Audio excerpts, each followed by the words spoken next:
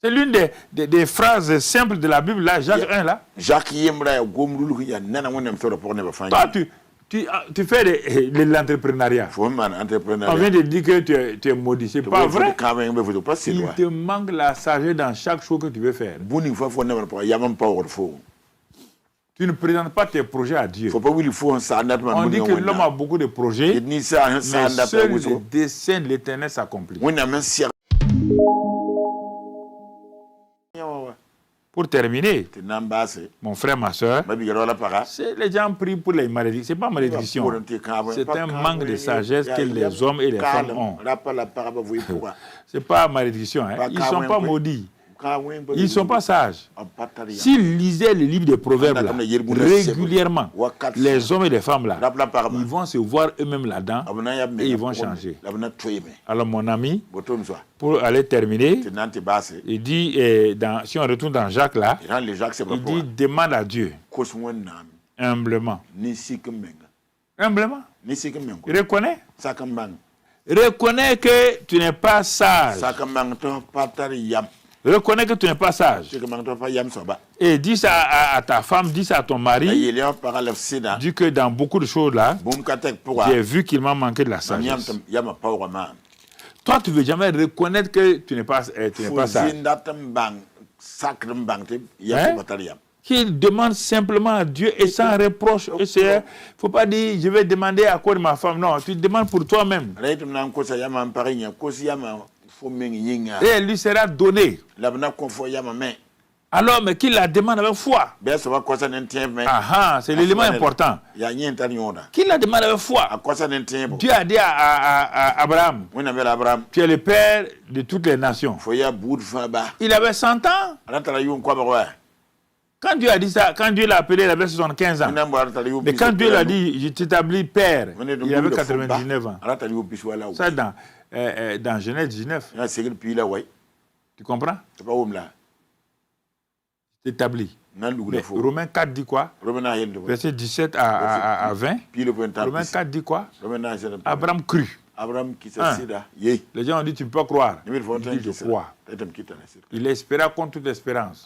Il refusa de douter. Voici. Il dit qu'il la demande avec foi. Comme son père Abraham. Parfois ça peut durer.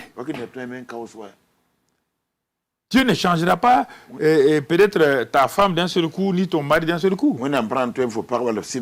Tu t'exerces à ça.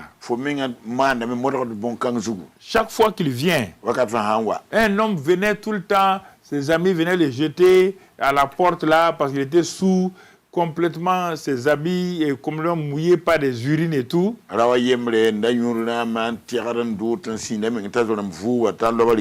Sa femme a dit c'est mon mari.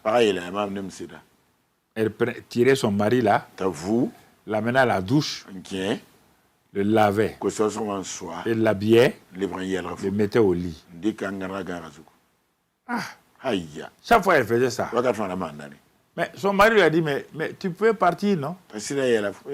Moi, je me suis rendu compte que ça ne va pas. Je veux un bon mari. Mais la femme a dit, les jours qu'on se mariait là, je n'ai pas dit que je me marie à quelqu'un qui sera tout le temps bien. Non, j'ai dit à Dieu, moi je me marie à cet homme-là pour toujours. Hein. À quoi de ça? Tu es mon mari. Même si tu es sous là, tu es mon mari. Comme ça a dit, mais où il a eu cette sagesse là? La femme, à cause de ses problèmes, s'était déjà convertie entre-temps. Commençait à lire la Bible. Surtout les livres des proverbes. J'ai dit de lire ça. Les gens ils lisent ça tout le temps pour quelqu'un d'autre. Elle lisait ça. Elle voyait sa propre vie. Elle voyait sa propre vie. Elle voyait la patience. Elle demandait la patience. L'homme a pris conscience. Il dit, est-ce que tu peux demander aux gens de ton église de venir? Ils sont venus. Sans hésiter, il a exposé son problème. Il dit, voilà, ne pas avoir honte. Hein.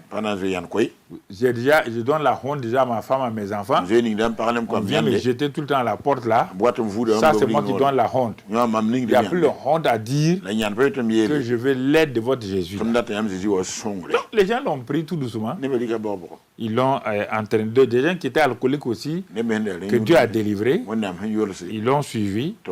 Ils ont commencé...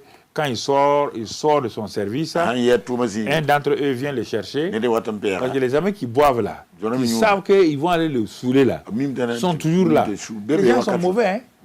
Ils savent qu'ils vont t'amener à la maison sous. Mais ils sont là, méchants.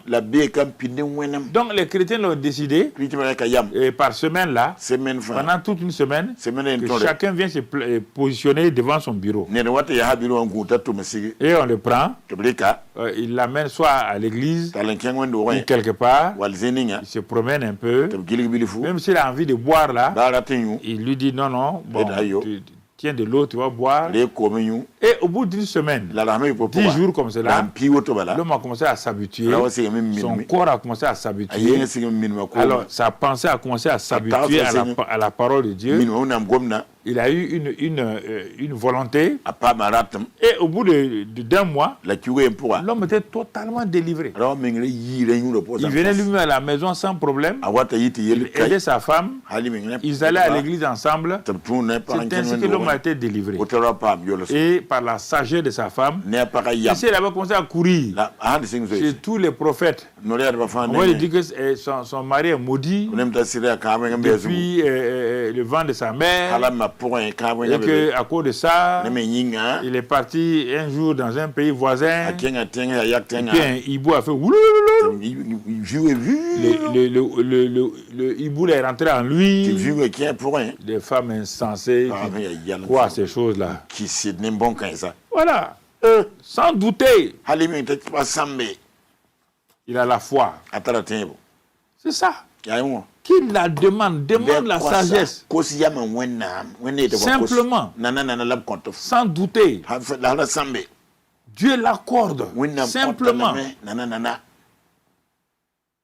C'est l'une des phrases simples de la Bible, là, Jacques 1, là.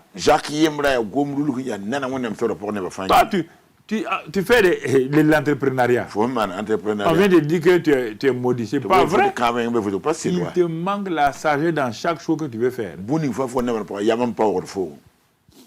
Tu ne présentes pas tes projets à Dieu. On dit que l'homme a beaucoup de projets, mais seul le dessein de l'Éternel s'accomplit. C'est même parce que tu as beaucoup d'idées que toutes les idées viennent de Dieu. Un homme a produit beaucoup d'idées en lui. J'ai beaucoup d'idées pour le centre d'évangélisation. Mais ça ne vient pas de Dieu. Je peux me lever aujourd'hui. J'ai vu quelqu'un construire une université là. On fait université. Et après, j'ai vu là, quelqu'un a fait ça. On fait ça. Un jour, notre trésorerie sera quoi? Alors, à cause de moi, j'ai mis tout le ministère à terre. À quoi ça sert? C'est la sagesse qui dirige. La sagesse dirige. Vous comprenez? La sagesse qui doit vous diriger. Dans votre famille, dans votre entreprise, dans votre service. Quelle est la meilleure manière de travailler? Avant d'avoir la télévision. Moi, je ne suis pas technicien. Mais partout où je voyageais là, je voyais les ministères qui avaient des télévisions, qui avaient déjà des caméras et tout. J'ai commencé à voir ça au Portugal. Un grand ministère qui était là-bas. Je suis allé avec 2 couples là. Les 2 sont morts maintenant. Ils étaient vieux. Je suis allé pour voir comment il faisait le ministère de guérison là. Et prier dans les petits groupes là. C'est là-bas que j'ai vu le responsable là. Il avait mis des jeunes caméramans. Lui, il suivait ça, il faisait comme ça. Il disait, il n'est pas journaliste ni caméraman. Mais là, il conduisait les choses lui-même. Et ainsi, partout où j'allais là, je m'intéressais à la partie technique pour voir. Pourquoi ils font ça, pourquoi ils font comme ceci, je pose des questions, tout. C'est l'intérêt que j'avais. Je savais qu'un jour, je vais avoir une télévision. Non, ce n'est pas tombé comme ça. J'ai demandé la sagesse à Dieu. Par quoi on va commencer? Il a parlé de commencer par un RMC, de construire le bâtiment. On a construit le bâtiment. Maintenant, qu'est-ce qu'on devait faire? On a mis des gens, on dit, mais deuxième chose, qu'est-ce que vous savez faire? Pas grand-chose en tout cas. Bon, comme vous passez à Canal 3 et plus SMTV, tout ça, là, vous allez enregistrer. Quel appareil? Mais les premiers collaborateurs là, et donc Cyril, les autres là, et M. Chevalier, ils ont cherché, ils ont trouvé un appareil là, j'ai oublié son nom, c'est ça. Ils ont cherché, ils ont trouvé, et on a commencé à enregistrer, donc pour envoyer. Et quand on voulait commencer la télévision, quelqu'un vient dire, il ne faut pas vous fatiguer. Vous avez pour la télévision déjà l'appareil là. C'est pour la télévision. C'est pour la télévision ça là. Télévision électrique. Ça peut servir. Non, allez-y avec ça. C'est ainsi qu'on est parti. Mais aujourd'hui, là, personne ne peut dire que nos gens ne sont pas des techniciens. Il n'y a pas une télévision au Burkina là, qui peut dire à un de mes techniciens que lui, il est supérieur à lui. Ils ont fait de grandes écoles. Hein. Je n'ai pas honte de cela. Ça, jamais. Jamais. C'est la sagesse. C'est la sagesse qui les a conduits. Tous ceux qui sont autour de moi, là, c'est la sagesse. Même ceux qui sont venus comme professionnels, c'est la sagesse. Voilà, si vous voulez aller de l'avant, prenez ces choses-là, Dieu va vous aider. Demandez à Dieu pourquoi ça ne marche pas.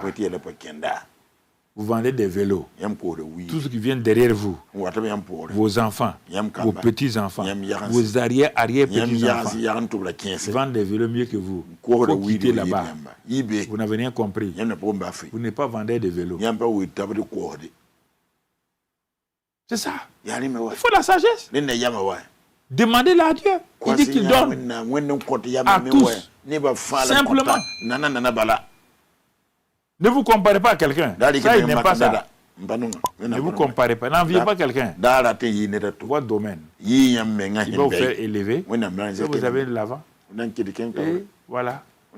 Excellent Père de grâce. Nous sommes en train d'avancer pour le mois de novembre. Nous voulons d'abord nous enraciner dans ce qu'on appelle la sagesse divine. Car c'est ça qui fait tout le secret du succès. Il n'y a pas de secret du succès sans la sagesse. Donne à tes enfants aujourd'hui, pendant ce temps-là, que chacun rentre en lui-même, que chacun pense à lui-même et réaliser ce qu'il y a et de prendre cela au sérieux afin que la sagesse de Dieu l'amène à bénir son foyer, sa famille, son travail et l'œuvre de Dieu qu'il fait au niveau de l'Église. Et qu'ensemble, nous puissions aller de l'avant. Au nom de Christ Jésus, recevez cette grâce-là dans la paix de Dieu. Au nom de Jésus. Amen. Amen.